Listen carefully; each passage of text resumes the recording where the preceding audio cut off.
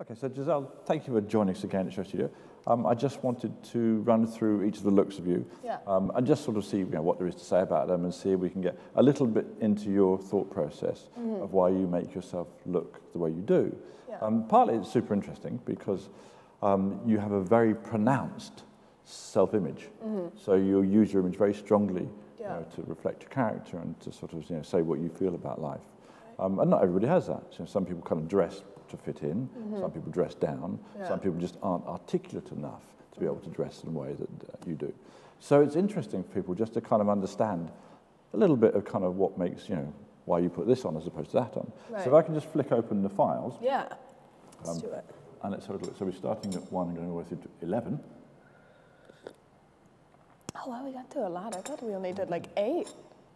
Yeah, amazing. Yeah, so I guess, so when I started trying to kind of like planning this look out, I didn't really know, because it was the first look that we did. I had no idea what I was gonna wear, because it was a lot. There's so many like gorgeous, crazy, beautiful, like inspiring pieces, and having so many of them, it can be a bit overwhelming. But I guess the way that I started it off is I was outside having a cigarette, and I was talking to the construction guys outside, and then I ended up talking to like the head of whatever the hell, and he was like wearing this construction hat that said like Gaysha on it, but like gay, like G-A-Y, sha on it. I was like, that's fucking fab. I love that. I was like, and I asked him if I could borrow his helmet for a look. He was like, yeah, of course. I was like, okay. So then I came back inside, and like now I have this like helmet to work with. I'm like, okay, let me do something. I don't know if it's gonna be like paint splatters, like a construction thing. I still didn't really have any idea. So did it start from the helmet and work itself down? Yeah, exactly. So it all started with Miss Gaysha.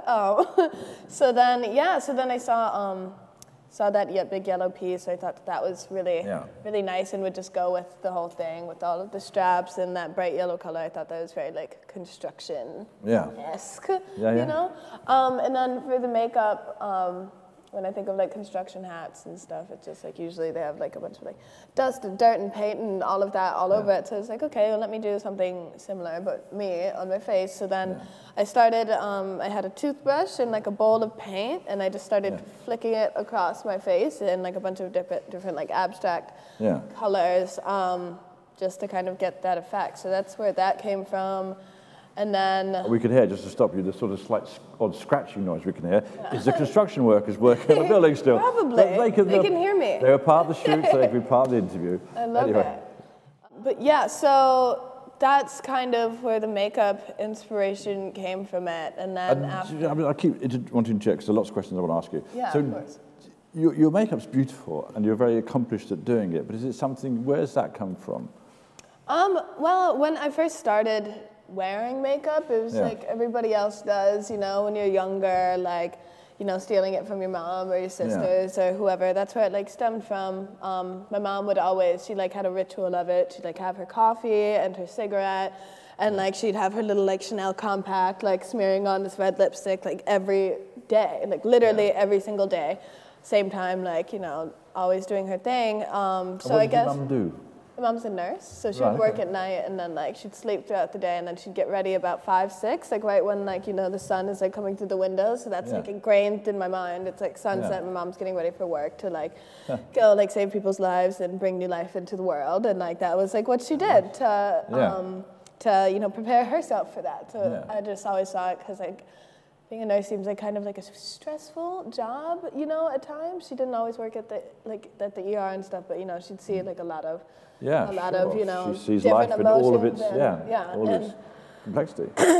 So it just like kind of seemed like a little layer of like armor that she'd put on. She's never put it like that herself, but as I got older, that's kind of what I took it as, and then I guess that just like subconsciously followed me throughout my life, because growing up I didn't fit in really. Like I've always had like some type of style. I guess I wouldn't be considered like ugly, like to society or whatever, but I just never fucking like fit in. I don't know, I was just like socially weird, or I just had some big weird aura around me that people were like, no, So just getting bullied and stuff, I just like, and then, but like there was bullies that would call me like ugly and make fun of my hair and the way that I dress, because I've always been kind of out there with how I've dressed, not like, I definitely had my times where I would try and fit in, like, during middle school. Middle school is like really difficult because they're just fucking vicious. Everybody's hitting puberty. Girls are mean as shit because they're insecure about themselves. Is middle school kind of 13 to 16? Is that kind of middle school?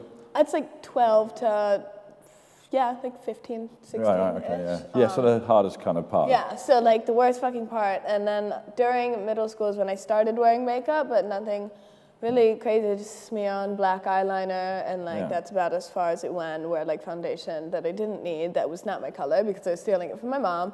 I'd get in trouble for wearing it by my dad all the time, and then I was like a pretty big like homebody and stuff, and then like the internet came around, so I'd like sit at home and like play video games on the computer and like watch like YouTube tutorials on makeup just because I thought that like my mom was, like, she worked a lot, so she was never around, but I did find that process of putting on makeup really calming, and it's just like, you know, like ASMR, you know, someone like talking it through what they're doing. Even if I didn't do the makeup or I hated it, I just thought that it was really like nice to watch. But then I ended up kind of just experimenting with stuff after that, with just makeup and colors and just like doing fun stuff, and eventually I got confident enough to be, to like wear it to school and stuff, where I got like ridiculed, laughed at.